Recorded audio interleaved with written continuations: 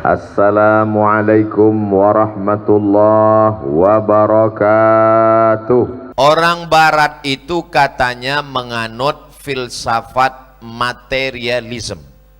Diambil dari kata materi. Isme artinya aliran. Materialism orang yang beraliran hanya percaya kepada materi. Apakah dinding ini ada? Memang yang paling selamat diam daripada jawab salah. Apakah dinding ini ada? Ada. Kenapa ada? Karena bisa dilihat, bisa disentuh, bisa dipegang, bisa ditangkap dengan panca indera. Maka dia adalah materi. Kalau bisa dilihat, disentuh, ditangkap dengan panca indera, berarti dia materi. Orang yang hanya percaya kepada sesuatu yang bisa dilihat, disentuh, dipegang, ditangkap dengan panca indera, berarti dia materialism. Saya mau nikah Pak Ustadz, terus saya ditolak. Kenapa? Karena calon mertua saya mazhabnya materialism. Saya datang membawa iman dan cinta, kata dia, aku tidak percaya. Karena iman dan cinta tidak dapat disentuh, tidak dapat dilihat, tidak dapat ditangkap dengan panca indera. Maka bapaknya materialism, anaknya matre. Apakah orang barat itu percaya kepada yang tidak bisa ditangkap dengan panca indera, tidak bisa dilihat, tidak bisa disentuh, tidak bisa diraba, tidak bisa dipegang? Memang kalau orang belum makan malam susah untuk berpikir. Ketika mereka dalam keadaan masuk ke laut, lalu kemudian terombang-ambing dipukul ombak, dihempas gelombang, kakinya tidak menginjak daratan dan tepian pantai tidak kelihatan, maka dia akan memberikan kode supaya orang di atas dapat melihat dan memberikan pertolongan. Nama kodenya SOS. Apakah arti SOS? Save our soul. Apakah soul itu bisa dilihat? Tidak. Bisa disentuh? Tidak. Bisa dipegang? Tidak. Bisa ditangkap dengan panca indera? Tidak. Jadi kalau begitu sebenarnya orang barat percaya kepada yang namanya roh. Maka mereka mengatakan save our soul. Seandainya mereka tidak percaya kepada roh, maka mereka akan mengatakan stop, save our body. Karena yang bisa dilihat kulit, darah, tulang, kuku, daging, hanya ini saja. Padahal di dalam ini ada yang tak bisa dilihat, tidak bisa ditangkap panca indera. Mereka menyebutnya soul. Lalu kita bangsa Indonesia, apakah percaya kepada yang tidak bisa dilihat itu? Percaya. Dari mana? Dari lagu kebangsaan Indonesia Raya. Bangunlah jiwanya, bangunlah badannya untuk Indonesia Raya. Pem pem pem. Yang pertama dibangun adalah badannya atau jiwanya? Jiwanya. Orang barat, orang Eropa, orang Amerika percaya, namanya soul.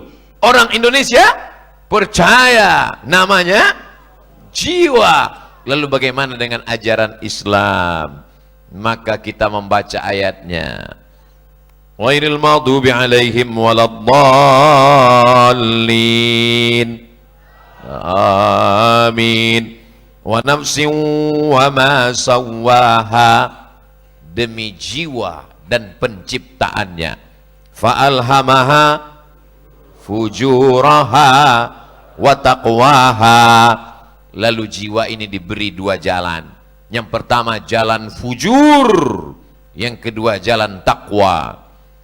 Wa nafsin wa ma sawwaha fa'alhamaha fujuraha wa taqwaha. Qad aflaha man, beruntunglah orang yang mensucikan jiwanya. Wa qad khaba man Dassaha, merugilah orang yang mengotori jiwanya.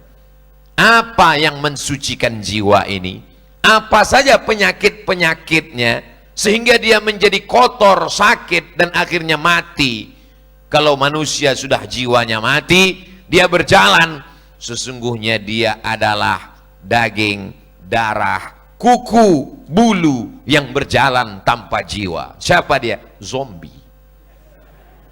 Gentayangan, bukan. Badannya ada, fisiknya ada, tapi jiwanya sudah lama mati. Mudah-mudahan kita masih lagi berjalan, dua-duanya sejalan, antara zahir dan batin. Yang kelihatan zahir, yang tidak kelihatan batin. Makanya orang kalau Idul Fitri dia mohon maaf zahir dan batin. Tapi karena susah nyebut zahir, lahir, ya udahlah lahir terserah. Saudara yang dimuliakan Allah Subhanahu wa taala, setelah kita fahami makna ini, maka fahamlah kita bahwa sesungguhnya di dalam diri manusia ini, kata Nabi, ala fil jasadi mudghah, ketahuilah bahwa di dalam badan itu ada segumpal, sekepal Pak Ustadz, terserah mau segumpal, mau sekepal, mau sesuap, yang penting besarnya. Kalau digenggam tangan ini, sebesar inilah dia di dalam. Sebelah kiri berdegup, berdetak. Kalau masih terasa, alhamdulillah. Kalau tidak terasa, kain kafan sudah siap. Berdegup, berdetak, yang disebut dengan jantung. Bahasa Arabnya disebut dengan qalb. Kata Nabi SAW, ala fil jasadi mudghah, ketahuilah di dalam jasadmu ada segumpal, ada sekepal. Idza salahat salahal jasadu kulluh. Kalau yang segumpal, sekepal ini sehat, maka seluruh tubuhmu menjadi sehat. Wa idza fasadat, kalau dia rusak, fasadal jasadu kulluh, maka seluruh tubuhmu menjadi rusak. Ala wahyal qalb, dia adalah jantung. Bukan jantung Ustadz, itu terjemahnya salah. Yang benar itu hati.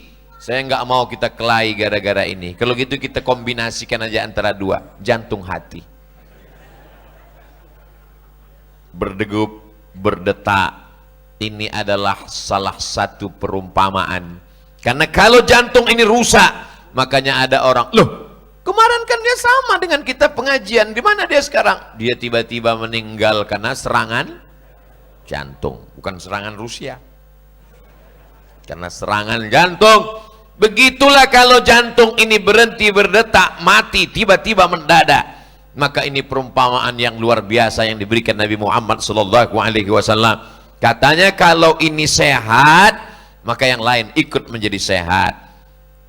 Darah disemburkan dari jantung, darah yang menyembur dari jantung naik ke otak, dari otak akan turun ke mata, dari otak turun ke telinga, dari otak turun ke tangan, dari otak turun ke kaki. Makanya dokter-dokter mengatakan jangan sampai darahnya berat karena ada gula, karena ada lemak kolesterol, sehingga dia tidak bisa membawa oksigen naik ke otak. Kalau otak kurang asupan oksigen, nanti akan kena, mohon maaf, stroke ringan dan lain dan seterusnya. Saya takut menyebutnya, nanti ada orang yang kebetulan penyakitnya sama, tersinggung sakit hati dan mendadak mati tiba-tiba. Karena sesungguhnya jiwa diri manusia ini, di dalamnya itu ada macam-macam penyakit. Penyakit yang paling mengirikan.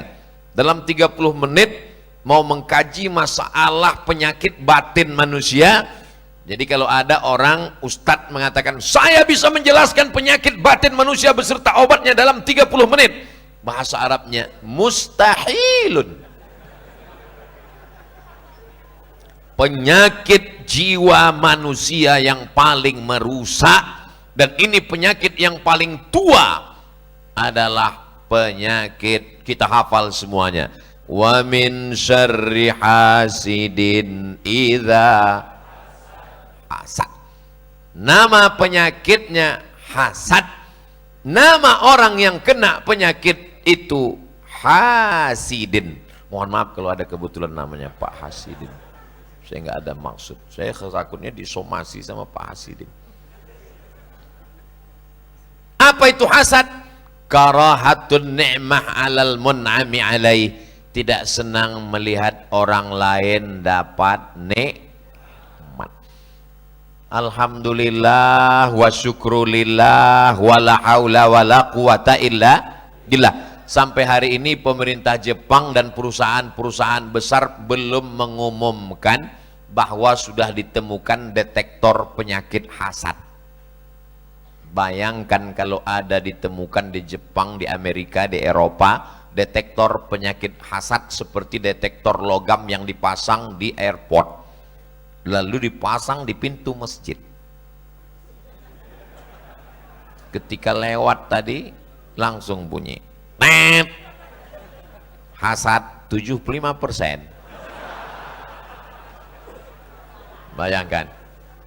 Yang tahu kita hasad itu hanya kita dengan Allah.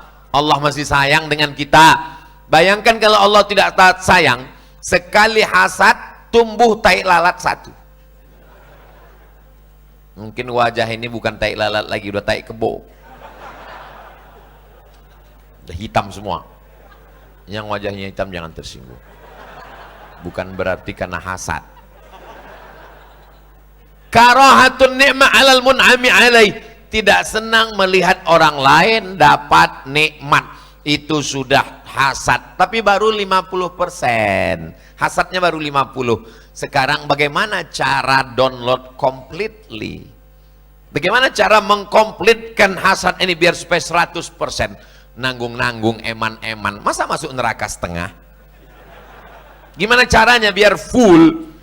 Wa hubbu zawaliha, ingin supaya nikmat orang lain itu musnah. Itulah hasad yang paling keren. Kalau hanya sekedar nggak senang lihat orang punya rumah baru, nggak senang lihat orang punya mobil baru, nggak senang lihat orang punya jam baru, nggak senang lihat handphone baru, itu baru 50%. Tapi kalau ingin supaya mobil orang itu rusak, tabrakan, maka itu sudah komplit, guys. Itulah penyakit yang luar biasa. Jadi bagaimana cara pengobatannya?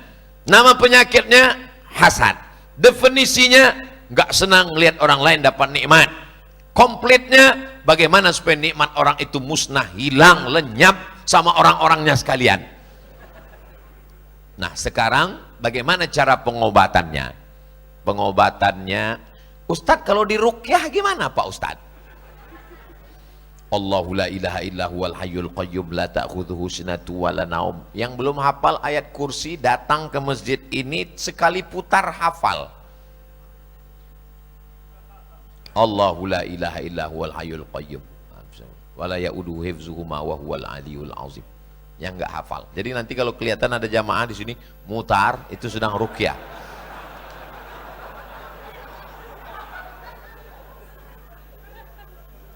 Setan hanya bisa masuk ke dalam kalau pintunya dibuka.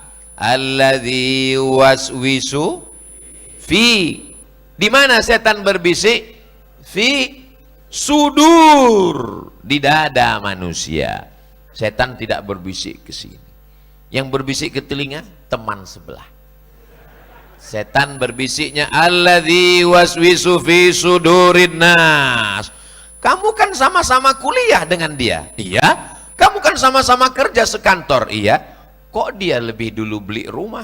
Kok dia lebih dulu beli mobil? Muncul setan berbisik. Muncul.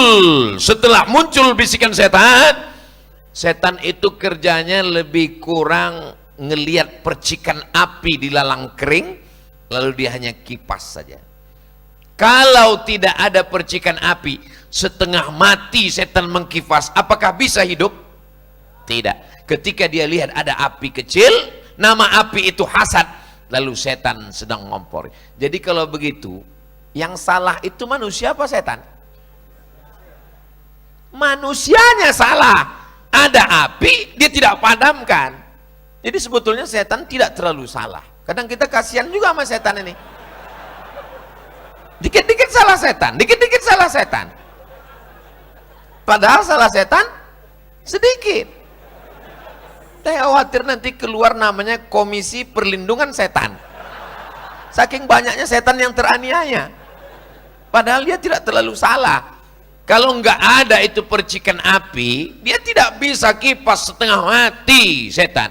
Makanya kata Allah, inna ibadi, hambaku yang mendekatkan diri kepadaku, laisa laka alaihim sultan, kau tidak bisa menggoda mereka. Apa kata setan? La'atiyannahum min baini aidihim, aku akan datang dari depan, wa min khalfihim, dari belakang, wa an aimanihim, dari kanan, wa an syama'ilihim, dari kiri. Ya Allah, aku akan goda anak cucu Adam dari depan, dari belakang, dari kanan, dari kiri.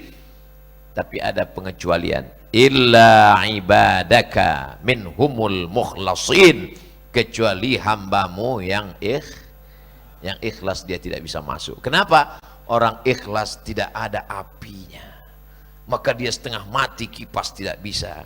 Begitu dia kipas, itu tetanggamu rumahnya lebih besar, biarin aja.